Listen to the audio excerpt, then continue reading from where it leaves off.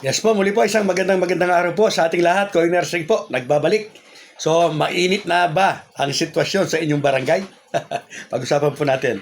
Pero bago po ang lahat, congratulations po sa ating masugid po na taga-subaybay na si Sir August Di Maano. Sir, ito po yung pendant na ipapadala ko sa iyo bukas, Monday. Maraming salamat po sa iyong suporta.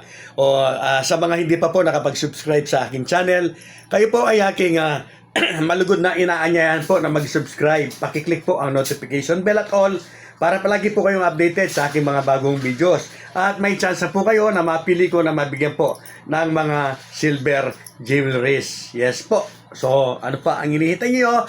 Kung hindi pa po kayo nakapag-subscribe, subscribes na po.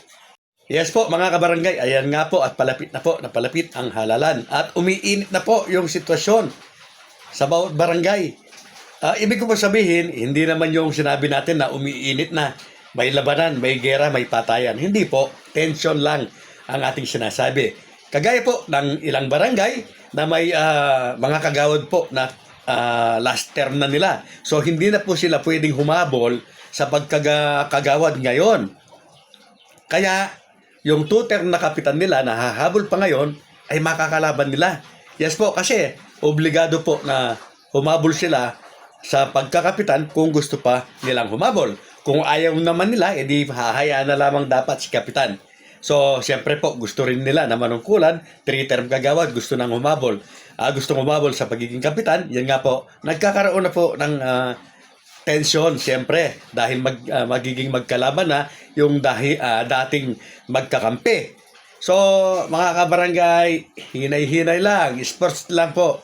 At yan po ay politika lamang na talagang halos napakainit na usapin po sa atin kasi tayong mga Pilipino, lalong-lalo na po pagdating sa barangay, ay talagang in touch o attached po tayo. Attached pagdating po sa politika.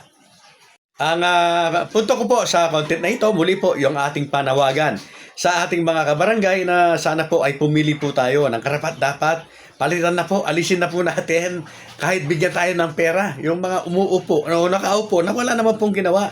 Yung sinasamantala yung pondo ng bayan o ng barangay. Mga kabarangay, yung iba nga po, napakalaki ng pondo ng kabataan o SK. Pero napakarami po na wala namang tayong nakikita na proyekto. So, alam po ba ninyo na sinasabi po ng iilan na ang pondo po ng SK ang talagang wag na po. So, muli po, yan lamang muna. Pumili ng tunay at karapat dapat po na manungkulan sa atin.